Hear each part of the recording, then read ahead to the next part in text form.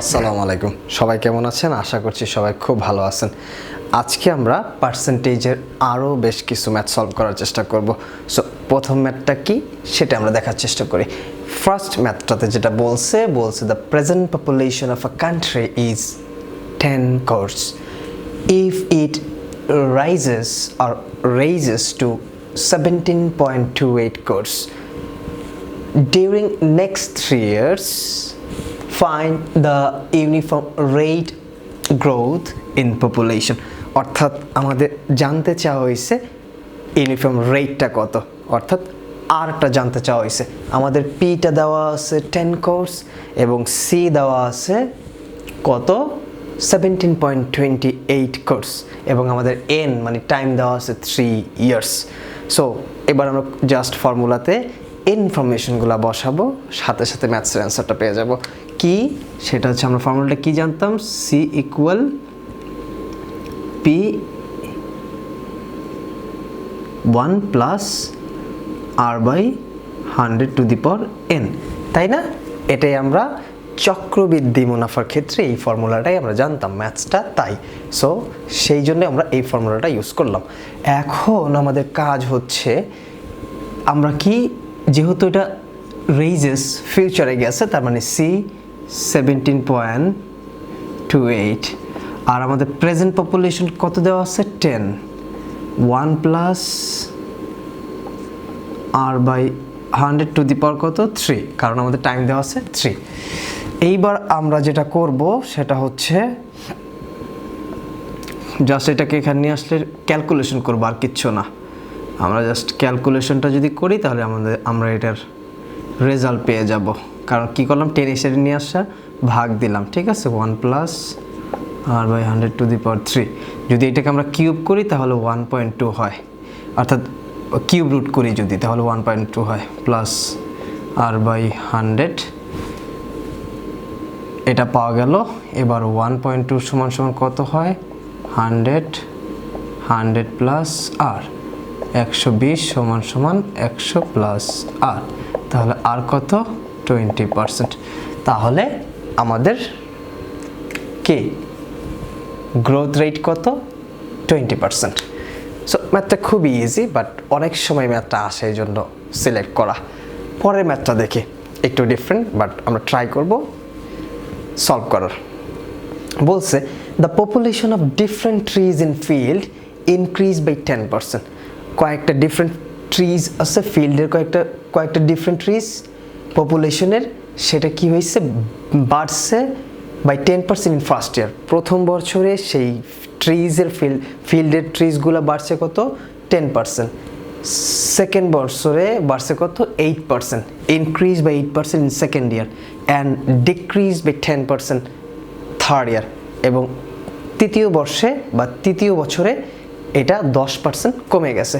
দেন বলছে if it present the number of trees is 26730, অর্থাৎ যদি এই জিনিসটা প্রেজেন্টে 26730 হয়, then find the number of trees in the beginning.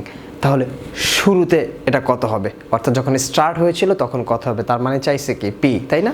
পিটাই চাইছে, যেহেতু আমাদের প্রেজেন্টটা দেওয়া আছে বাট শুরুটা চাইছে, তার মানে আমাকে অতীতে যেতে হচ্ছে, তার মানে আমাকে পিটা চাইছে। এবার আমাদের ইনফরমেশনগুলো কি, প্রথম বছরে কত 10% বাড়ছে, দ্বিতীয় বছরে 8%, তৃতীয় বছরে আবার 10% কমে গেছে। আর হচ্ছে আমাদের কি দেওয়া আছে হচ্ছে আমাদের সিটা দেওয়া আছে আর পিটা চাইছে। এবার আমরা জাস্ট ফর্মুলা অনুযায়ী কি করব, ইনফরমেশনগুলো বসাবো, তাহলে আমাদের কাজ শেষ। তাহলে আমাদের পিটা দিলাম, সি কত, সি এর মান হচ্ছে 26730, আর আমাদের প্রথম বছরে বাড়ছে কত 1 প্লাস 10/100, দ্বিতীয় বছরে বাড়ছে কত 1 প্লাস 8/100, এবং তৃতীয় বছরে বাড়ছে কত তৃতীয় বছরে কি হয়েছে 10% কমে গেছে, তাই না, 10/100। এই হচ্ছে আমাদের কাজ। আমাদের ফর্মুলাটা কি ছিল, ফর্মুলা হচ্ছে পি সমান সমান C by 1 plus R by 100 to the power N. এখন এটাকে জাস্ট আমরা সলভ করব, তাহলে অ্যান্সারটা চলে আসবে।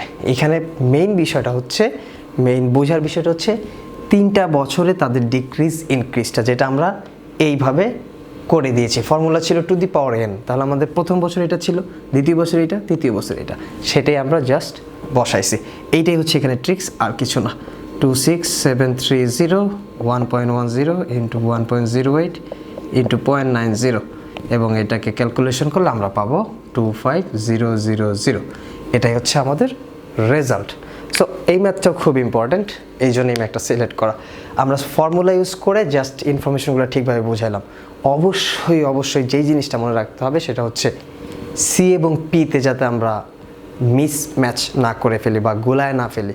অনেকেই এই কোন জায়গায় সি হবে কোন জায়গায় পি হবে এইটা গোলায় ফেলবে। যখনই এই কী হবে ফিউচার হবে, বা যখনই ফিউচার চাওয়া হবে তার মানে সি চাওয়া হয়েছে, যখনই পাস্ট চাওয়া হবে তার মানে পি চাওয়া হয়েছে। যদি প্রেজেন্টে থাকি পাস্ট চাওয়া হয়েছে তাহলে প্রেজেন্টটা হচ্ছে সি আর পাস্টটা হচ্ছে পি।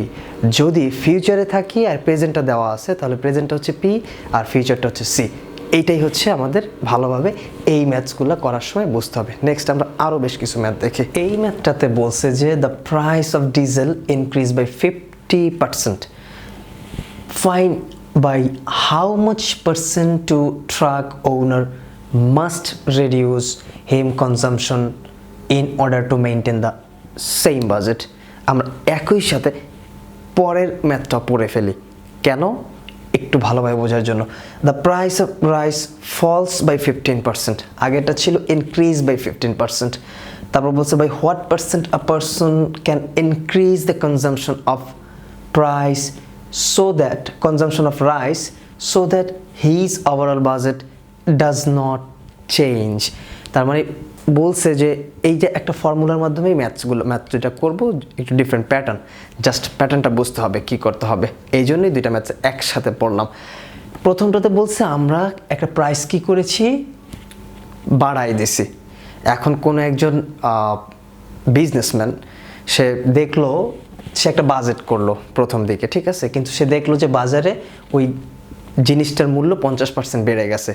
এখন তার ওই বাজেট অনুযায়ী যদি সেই জিনিসটা করতে হয় তাহলে তার কত পরিমাণ কনজাম্পশন বা খরচ কি করতে হবে, রিডিউস করতে হবে। কারণ বাজারে তো আমার অলরেডি ওই ডিজেলের মূল্য বেড়ে গেছে। সো এখন আমাকে ওইটা তৈরি করতে অবশ্যই আমাকে খরচ কমাইতে হবে, কারণ আমার বাজেটটা লিমিটেড। পরের ম্যাথটাতে বলছে যে বা আমার একটা বাজেট আছে, বাট হঠাৎ করে কি হইলো চালের দাম বা একটা কিছুর দাম কমে গেল, তাহলে আমাকে কি করতে হবে, আমার খরচ কতটা বাড়াইলে কতটা ইনক্রিজ করলে আমার যে বাজেটটা আছে সেটা সেম থাকবে। এই হচ্ছে এই দুইটা ম্যাথসের মূল বিষয়। সো এই জিনিসটা সলভ করতে হলে আমরা যেটা করব just R by 100 plus R into 100।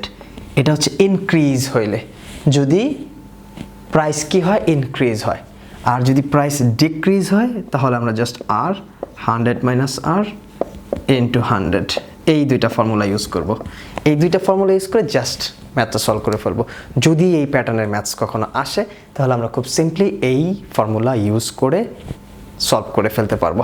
So এবার আমি জাস্ট বসাই দিই কত পার্সেন্ট বাড়ছিল, 50%। 50 100 প্লাস 50 ইন্টু 100, তাহলে কি বলবো 50 150 ইন্টু 100 1/3। সো 1/3 ইন্টু 100, তাহলে এটা হবে 33.33%।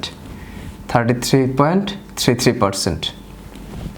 এই হচ্ছে আমাদের ম্যাথস। পরেরটা যদি আমরা সলভ করি জাস্ট সিম্পল, কত পার্সেন্ট কমে গিয়েছিল 15%, তাহলে 100 মাইনাস 15 ইন্টু 100, অনেকটা সিম্পল না? সো এবার আমরা জাস্ট কি করব 1585 ইন্টু 100, এটাকে যদি আমরা 3 5 15